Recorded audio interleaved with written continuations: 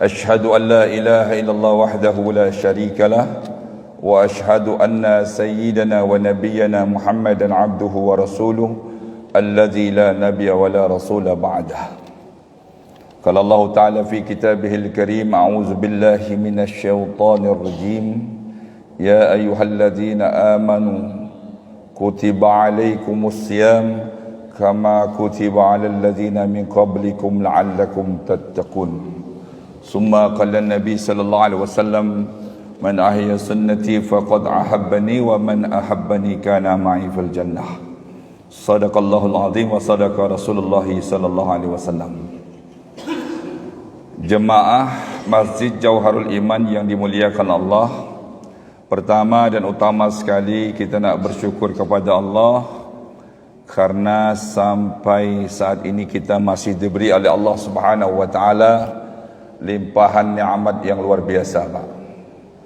Terlebih lagi kita sekarang diberi Allah kesempatan untuk mencicipi Ramadan di tahun 1444 Hijriah ini.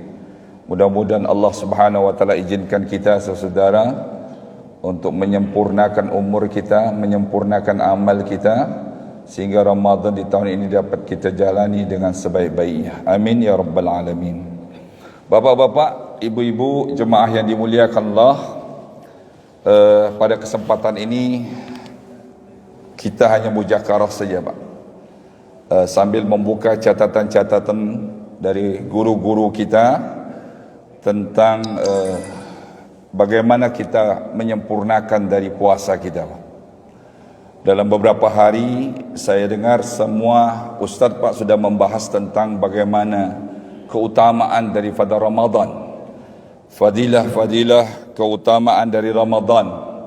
Mudah-mudahan semua itu akan memberi kepada kita kekuatan saudara untuk menyempurnakan Ramadan. Pada kesempatan ini saya hanya sedikit, Pak, akan membuka dari kitab Safinatun Nazah, dari syarah Kasyifatus Sajak dan juga dari syarah Ghayatul Munah mengenai beberapa catatan, Pak, penting di dalam kita menyempurnakan Ramadan. Mudah-mudahan, menurut saya ini perkara yang kadang-kadang kecil, Pak, tetapi mempunyai efek yang cukup besar untuk menyempurnakan puasa Ramadan kita. Saudara-saudara, sebelum itu saya juga mengingatkan jemaah, karena saya sering mendengar, Pak, ketika kita baca doa kunut ini, sedikit jemaah yang mengaminkan daripada doa-doa imam, Pak. Saya dulu kadang-kadang berfikir juga sama seperti bapak-bapak mungkin. Tapi kalau sudah kita baca kitab dari Fathul Qarib, Syarah Baizuri, saudara, dan dari kitab Safinatun Najah juga dijelaskan, seseorang yang mengaminkan dari doa kunut imam ini, saudara, maka dari setiap huruf itu akan diciptakan Allah malaikat yang mendoakan kita, saudara-saudara, selama kita melakukan, selama kita saudara Allah Subhanahu wa taala membaca doa kunut tersebut. Jadi fadilah daripada kita mengaminkan amin, Allahumma dina fi man hadait, amin. Maka pahami saudara, ditulis dalam kitab Fathul Qarib oleh ulama bahwa setiap huruf daripada kata amin kita ini akan diciptakan malaikat, yang mana malaikat itu mendoakan untuk kita, saudara, selama kita berposisi untuk menyelesaikan salat, membaca doa tersebut. Jadi saya mengajak kepada kita semua, kalau imam membaca doa kunut ini jangan sungkan-sungkan baca amin, Pak. Karena ternyata ada fadilah dalam kitab itu ditulis oleh ulama seperti itu. Amin, amin, amin. Bukan hanya sekedar membaca amin, tapi fadilahnya insya-Allah cukup luar biasa, saudara. Untuk mengingatkan diri pribadi dan kita semua. Mudah-mudahan semua jemaah sudah membaca amin, Pak, ketika kita berkunut di solat subuh ini, Pak. Walaupun kedengarannya belum seimbang dengan jumlah jemaah. Kadang-kadang yang depan baik amin, di belakang tak jelas gina, Pak. Apa bawaan ngantuk, Allahu a'lam bissawab. Saudara-saudara, ada beberapa catatan penting tentang puasa. terutama syarat wajib. Ini dari kitab Fathul Qarib, dari kitab Safinatun Nazah ini Pak. Fathul Qarib belum masuk bab puasa. Itu dari syarah Ghayatul Munah, syarat wajib seseorang itu berpuasa. Ada juga saudara kapan seseorang itu masuk Ramadan untuk berpuasa. Itu saya kira sudah kita lewati. Ada 5 ketentuan dalam kitab tersebut. Seseorang itu wajib melakukan puasa Ramadan. Di salah satu 4, apabila ketemu 5 perkara ini, dia wajib untuk melakukan puasa Ramadan. Kita lewatkan saja itu Pak. Sekarang kita sedikit membuka catatan tentang syarat wajib seseorang itu berpuasa, Pak. Karena ada beberapa perkara yang perlu kita camkan sama-sama. Kadang-kadang ini menjadi perkara yang terlewatkan oleh kita selama kita berpuasa. Ada 5 syarat wajib saudara berpuasa. Dalam kitab Safinatun Najah dikatakan yang pertama adalah harus seorang Islam. Orang itu harus Islam, bukan kafir asli. Jadi kalau kafir asli tidak diwajibkan. Islam saudara. Bagaimana murtad? Kalau dalam kitab dikatakan orang murtad ini dia diharuskan untuk kembali dan diharuskan untuk berpuasa. Maka itu ada kaitannya ke masalah hukumnya nanti. Tapi inti yang pertama, seorang yang diwajibkan berpuasa itu harus Islam. Yang kedua saudara-saudara, orang yang berpuasa itu harus taklif. Dia harus taklif, ini berarti baligh dan dia harus berakal Pak. Jadi tidak diwajibkan bagi anak-anak. Anak-anak ini saudara tidak diwajibkan. Tetapi saudara diwajibkan sebetulnya kepada walinya sebagai fardu kifayah, wajib kifayah. Jadi kalau ada anak-anak umur 7 tahun saudara, itu diwajibkan atas walinya fardu kifayah Pak. Jadi setiap wali anak itu punya kewajiban fardu kifayah untuk mengingatkan anak itu untuk berpuasa. Tapi anak itu sendiri tidak diwajibkan berpuasa. Jadi saudara-saudara yang muliakan Allah Subhanahu wa taala, apabila sudah umur 7 tahun mumayyiz, dia sudah bisa membedakan mana baik dan mana benar, maka dalam kitab ini dikatakan kewajiban fardu kifayah bagi walinya untuk mengingatkan dia berpuasa. Jadi kita kalau punya cucu, punya anak sudah memayyiz, itu kurang lebih usia 7 tahun saudara, maka bapaknya, pamannya, yai-yainya, semua yang bertanggung jawab sebagai wali dia, sebagai muhrim dia dalam urutan nasab itu saudara, maka saudara dia punya wajib fardu kifayah untuk mengingatkan anak itu untuk berpuasa. Minimal latihan dia puasa Pak. Jadi kalau bapa yang tak mengingatkan kita mamangnya, kita tak mengingatkan juga, berdosalah sama-sama. Fardu kifayah. Jadi kalau ada umur 7 tahun tak apa-apa dia tak berpuasa. Tapi kita tak ingatkan dan ajarkan dia berpuasa, berdosa kita. Kecuali salah satu wali dari anak ini, entah mamangnya, entah yainya, ya, entah bapanya, itu mengingatkan dia untuk berpuasa.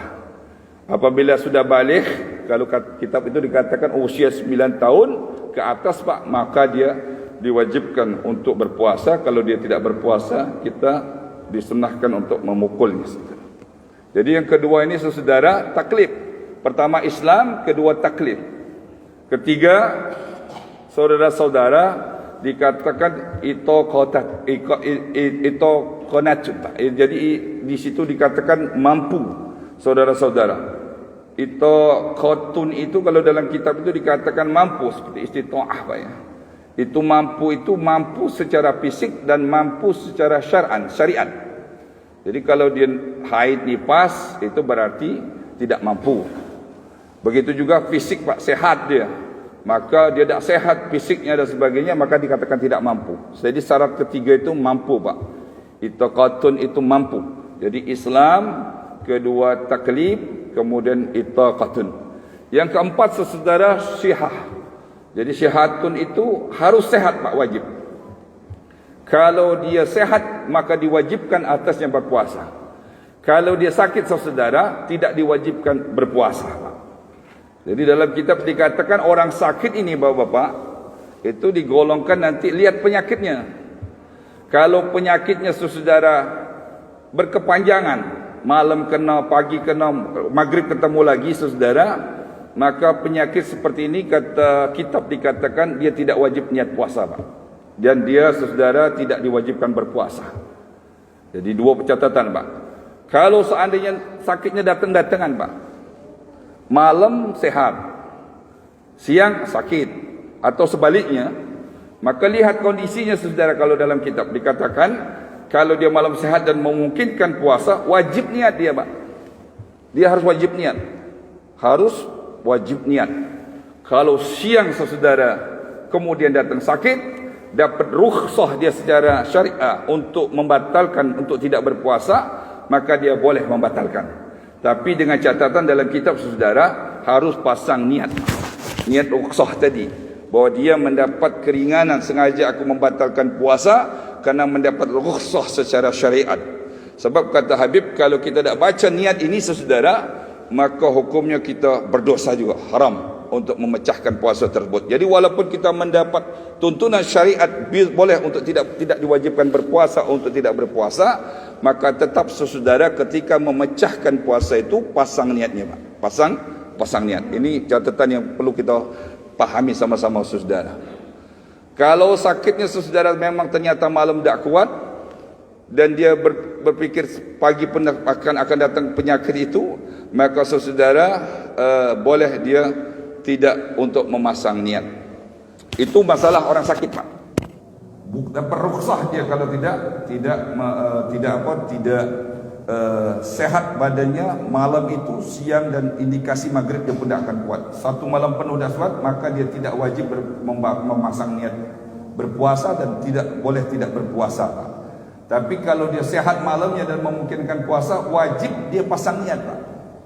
Wajib pasang niat. Kenapa saudara? Karena kalau tak pasang niat ini saudara, akan ada efeknya lagi ketika kita tidak melakukan puasa di siang hari.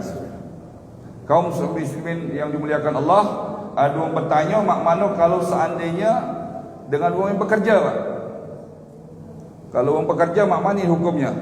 Saudara-saudara, kalau pekerjaannya itu bisa dialihkan di luar Ramadan, dalam fikih, maka dia harus berpuasa Pak. Malam harus niat dan dia berpuasa, karena pekerjaan itu harus bisa dialihkan di luar Ramadan. Kedua, kalau seandainya saudara pekerjaan itu bisa dikerjakan di malam hari, maka dia wajib berpuasa dan dia harus pindahkan pekerjaan itu di malam hari. Kalau seandainya saudara dua kondisi ini tidak bisa terpenuhi, dia harus kerja memang tiap di siang hari itu, maka kata ulama, malam dia wajib pasang niat berpuasa Pak. Dan besok kalau ternyata saudara dia tidak mampu, baru dia boleh saudara untuk membatalkan puasanya. Tapi malam itu dia wajib untuk memasang niat berpuasa sampai dia tidak mampu ketika bekerja di siang hari, maka dia diperbolehkan untuk membatalkannya saudara. Jadi bukan ujuk-ujuk kalau besok nak begawi langsung tidak pasang niat puasa Pak, langsung batalnya itu benda. Jadi saudara Allah Subhanahu wa taala, itulah tuntunan syariat kita mengenai yang keempat, yaitu syiah. Yang kelima saudara, wajib daripada syarat puasa ini kata ulama di sini adalah mukim. Kaum muslimin rahimakumullah, jadi ada pertama tadi Islam, yang kedua itu saudara-saudara kita harus itaqatun, harus mampu, kemudian taklid, keempat tadi saudara syiah, yang terakhir adalah mukim. Pak, mukim, mustautin dan musafir harus dibedakan. Kalau mustautin ini adalah orang tempatan, betul Pak, ini wong-wong tempatan. Kalau mukim, orang yang bertempat tinggal di satu tempat lebih dari 4 hari di luar perjalanan pergi dan pulang. Kalau bapak wong Jakarta begawi di Indonesia, di Palembang, niat kalau habis begawi bapak balik lagi ke Jakarta, entah bapak begawi di sebulan, 2 bulan atau sampai bapak pensiun, tapi niat bapak balik ke Jakarta, kalau sudah pensiun maka status bapak adalah mukim. Mukim, bukan mustautin. Apa beda mustautin sama mukim? Mukim ini tidak terhitung dalam jumlah 40 orang ketika syarat sah daripada Jumatan. Tapi kalau mustautin itulah yang dihitung sebagai jumlah 40 syarat ketika orang Jumatan. Kalau bapak wong Jakarta yang begawi di sini sampai pensiun, rencana nak balik lagi ke Jakarta, status bapak tetap mukim, bukan mustautin. Kalau bapak solat di satu tempat, status bapak tidak terhitung dalam syarat sah 40 orang di dalam solat Jumaah. Dan sedangkan yang dikatakan musafir, Pak, ini beda, Pak. Yang dikatakan musafir itu orang yang bertempat tinggal di satu tempat tidak lebih 4 hari, Pak. Tidak lebih 4 hari di luar hari perjalanan pergi dan pulang dia. Itulah musafir. Kalau musafir orang yang bertempat tinggal di satu tempat yang dia tidak lebih dari 4 hari di luar hari pergi dan hari pulang dia, dengan beberapa syarat. Pertama, dia keluar dari batasan kota. Yang kedua, saudara, jarak tempuh dia, kalau dalam kitab dikatakan 82 sampai 86 kilometer perjalanan. Nah, itulah musafir. Dan orang mungkin wajib berpuasa, Pak. Tapi kalau musafir tidak wajib berpuasa. Kalau Bapak nak mengadakan perjalanan keluar batas kota lebih daripada 82 atau sampai 86 km, Bapak berstatus musafir. Bapak tidak diwajibkan berpuasa dengan catatan, Pak. Kalau dalam kitab, dengan catatan itu Bapak harus keluar dari kota Bapak itu sudah sampai keluar batasan kota sebelum fajar subuh. Kalau Bapak nak ke Jakarta, pesawat jam 7 pagi, Pak. Bapak berangkat jam 7 pagi dari Pelaju nak ke Jakarta. Bapak musafir, tapi Bapak tidak masuk dalam syarat sah orang untuk mendapat rukhsah tidak wajib berpuasa. Kenapa? Karena Bapak keluar daripada kota sampai keluar batasan kota sebelum fajar. Kalau seandainya Bapak pesawat jam 4 subuh, berangkat dari sini jam 3, maka ketika Bapak keluar dari situ, Bapak mendapat rukhsah, diperbolehkan, tidak wajib berpuasa, dan dikodok di waktu yang lain. Atau Bapak naik mobil, Bapak nak ke Surabaya, Bapak keluar dari sini jam 4, sebelum subuh, sebelum fajar, Bapak sudah keluar daripada batasan kota. Ulama khilaf dalam batasan kota ni, Pak. Tapi kalau digariskan oleh Habib kita, kurang lebih batasan kabupaten lah, Pak. Tapi dengan catatan jarak tadi, saudara. Kalau kita dengan Mubah, Sungai Gurang ni Mubah, Pak. Itu jaraknya kan dekat. Walaupun keluar batasan kota, belum status musafir. Bisa dipahami sampai sini, Pak? Atau bingung? Kalau kamu bingung, aku juga bingung. Jadi saudara paham, musafir di sini yang dapat rukhsah, diperbolehkan, tidak wajib berpuasa, tapi harus dikodok di waktu lain, adalah musafir yang keluar dari batasan kota sebelum fajar. Kalau setelah fajar dah ada cerita Bapak dapat rukhsah untuk memecahkan atau untuk membatalkan puasa Bapak. Inilah saudara catatan yang perlu bapak-bapak dan ibu-ibu dan kita sekalian untuk mengingatkan saudara, jangan sampai kita mudah-mudah untuk membatalkan puasa dengan status kita musafir. Kaum muslimin rahimakumullah, itu pun, Pak, kalau kita diperbolehkan, kita keluar dari batasan kota sebelum fajar subuh nih, nak musafir, nak mecah kita, Pak, kita nak pasangnya sudah kan, pasangnya nak puasa, keluar boleh mecah. Kenapa kita diwajibkan? Kita tidak diwajibkan puasa. Ketika mecah ini, Pak, itu pun harus pasang niat lagi, bahwa ya Allah, aku membatalkan puasa wajib Ramadan ini karena rukhsah syariah, karena mendapat keringanan dari syariah. Maka pecah Bapak insya-Allah diperbolehkan. Tapi kalau lupa niat, jatuhnya jadi haram lagi. Ini hati-hati saudara Allah Subhanahu wa taala. Ini dalam cerita kaedah fikih Syafi'i, Pak, ya.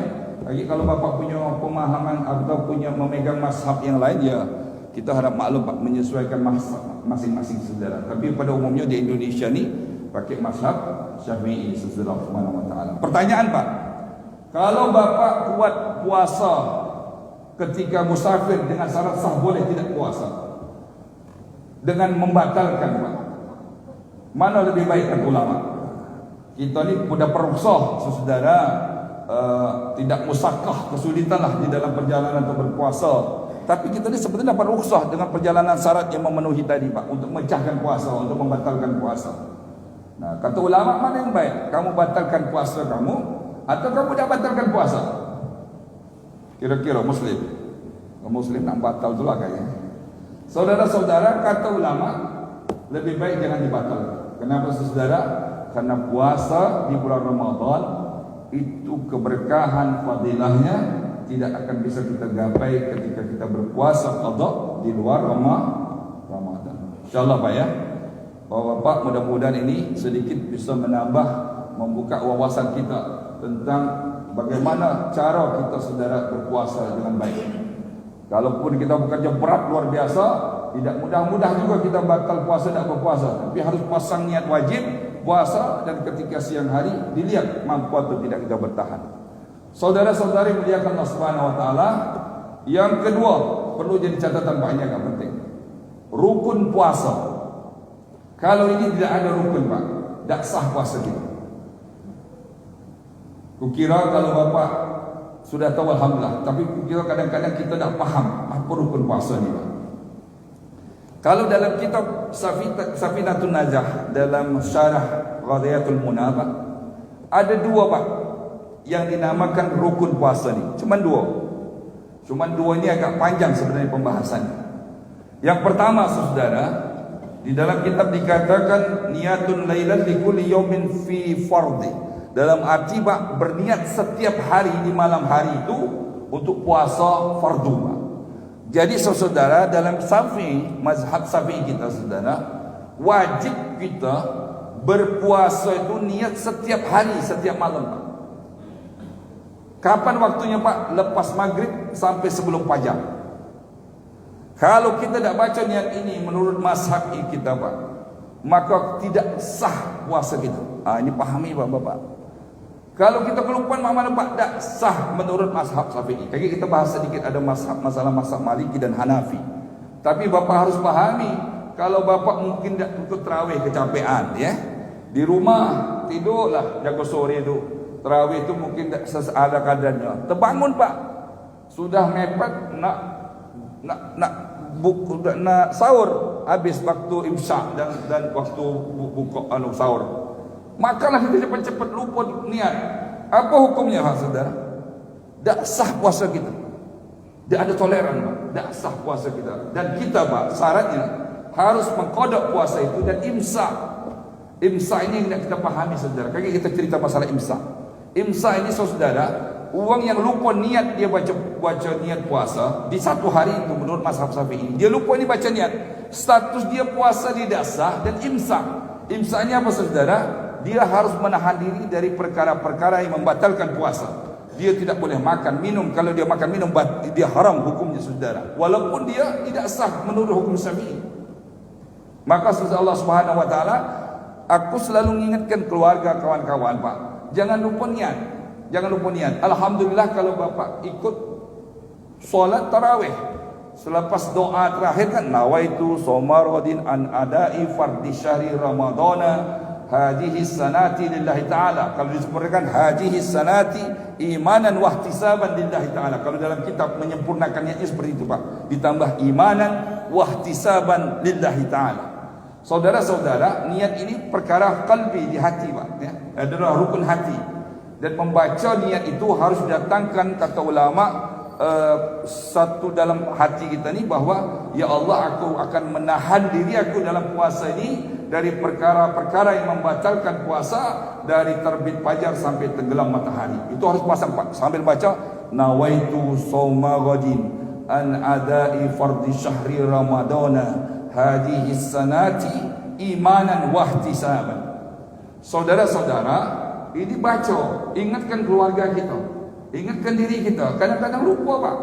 Kalau lupa, Bapak harus pahami, menurut mazhab Syafi'i, puasa kita di hari itu tidak sah dan harus qada, imsak lagi Pak.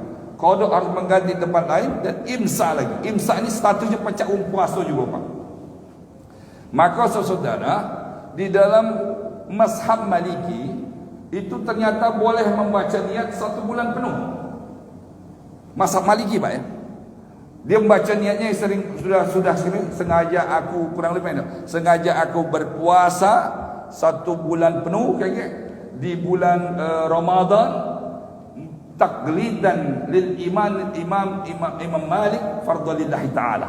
Saudara-saudara, Allah Subhanahu wa taala itu disunahkan Pak oleh ulama-ulama Syafi'i untuk kita baca di awal Ramadan.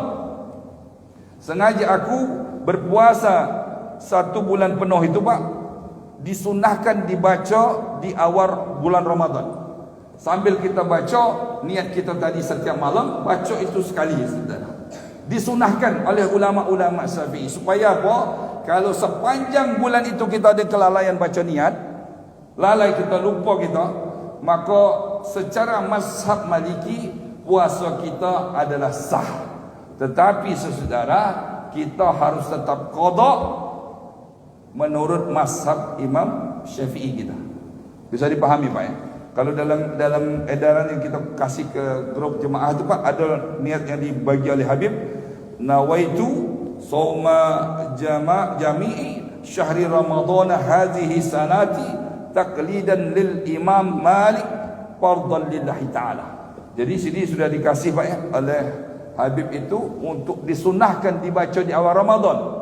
Nawaitu sawma jami'i syahri Ramadan hadhihi sanati taqlidan lil Imam Malik fardan lillahi ta'ala. Kalau kita baca itu dalam satu bulan bapak-bapak ibu-ibu, ada kelupaan kita, maka insya-Allah puasa kita, kata ulama Syafi'i tadi, akan diterima sah menurut Imam Malik. Tapi kita tetap qada dan imsak juga Pak, karena tetap status kita kan puasa juga itu. Kalau menurut Imam Malik kan puasa kita. Maka saudara, kita tetap qada kaget di lain, di luar Ramadan saudara. Ini kaum muslimin rahimakumullah, perlu kita pahami sama-sama, karena kadang-kadang kita menganggap niat ini satu perkara yang biasa. Ternyata niat ini adalah rukun daripada puasa kita. Dan mohon dipahami Pak, dalam riwayat ini dikatakan bahawa niat ini saudara-saudara adalah sesuatu yang apabila kita lakukan dari maghrib sampai terbit, sebelum terbit fajar, maka hukumnya tidak sahlah salat kita. Menurut Hanafi Pak, baca niat ini boleh statusnya pecah puasa sunnah Pak. Puasa sunnah itu mana Pak? Kita bangun subuh, lupa baca niat, nak makan tak ketik makanan, nanya sama orang rumah, Bu, ada makanan tak ketik? Sudah, aku niat puasa hari ini karena Allah Ta'ala. Menurut Imam Hanafi sah saudara. Maka ulama kita ngomong juga, ulama Syafi'i juga, sunnah juga. Kalau ketika kita lupa aku baca niat semalam, secara hukum Maliki sudah dapat sah kita Pak. Disempurnakan lagi dengan niat Hanafi tadi, boleh juga saudara.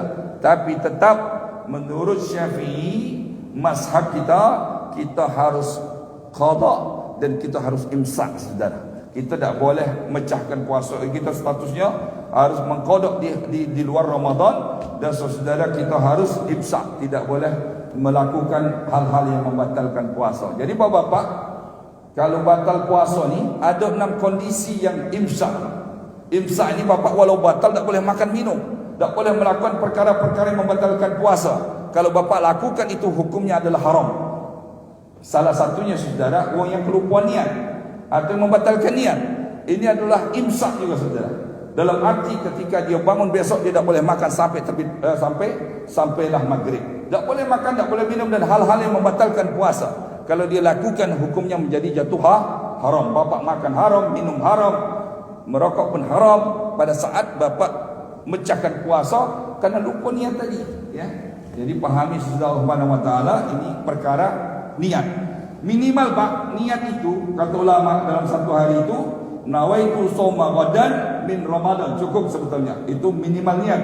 Sengaja aku ya Allah berpuasa besok di bulan Ramadan. Tapi kalau nak sempurna sebagaimana kita baca ketika sesudah solat tarawih. Nawaitu shauma ghadin an adai fardhi syahri Ramadana lillahi ta'ala, atau ditambah fi sanati imanan wa ihtisaban lillahi ta'ala. Insyaallah saudara ya, mudah-mudahan ini kita pahami sama-sama untuk mengingatkan kita semua. Tolong ingatkan anak-anak kita, keluarga kita Pak. Ini penting. Karena anak-anak bini kita kadang-kadang lewat-lewat baik juga kalau kita nak ingatkan. Aku setiap uang tu selalu aku ingatkan Pak. Di mana pun aku ingatkan, karena aku anggap ini salah fardu sebagai rukun daripada puasa.